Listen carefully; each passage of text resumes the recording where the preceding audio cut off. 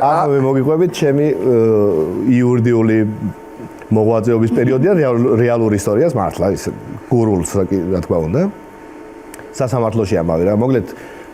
შემთხვევა ასეთი რომ ძარცვა ხო და ეს დაზარალებული ქალბატონი დამთავრდა გამოძიება სასამართლოში უკვე საქმე და ახლა სასამართლოზე ეს ქალბატონი დაზარალებული წარმოადგენელია და პროკურორმა წარადგინა საბრალდებოდეს რა ქვია დასკვრა და ახლა უნდა კითხვით მიმართავს დაზარალებულს და ამ ქალმა უნდა ჩამოთვალოს მოკლედ მთელი ეს ნაძარცვი ქონება და ანუ დაადასტუროს მისი ზარალის ნიშნულობა ხო და დაიწყო ამ ქალმა ახლა ეკითხება რა მოგყარეს ქალბატონო რა მოკლედ მოგევი და ყვება ეს ქალი რაღაცა მაგნიტოფონი ტელევიზორი და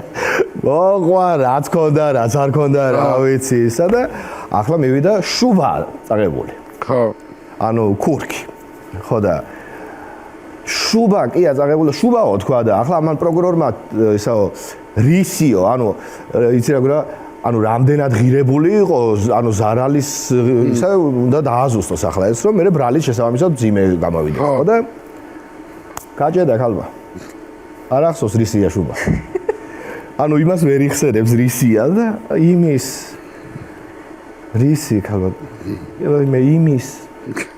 ხო ახლა უნდა რომ მიეხმაროს ეს და იწყებს ირემი გველი ნიანგი რა ვიცი აი არ დარჩა მცოცავი მხოხავი არაფერი ხო და უკვე რანაირად აიცი მთელი სასამართლოს ხტომა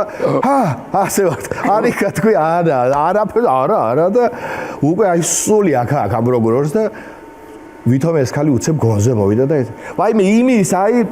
როცუ რა რისი ქალო კატერის კატერის უმარო ეს კატერის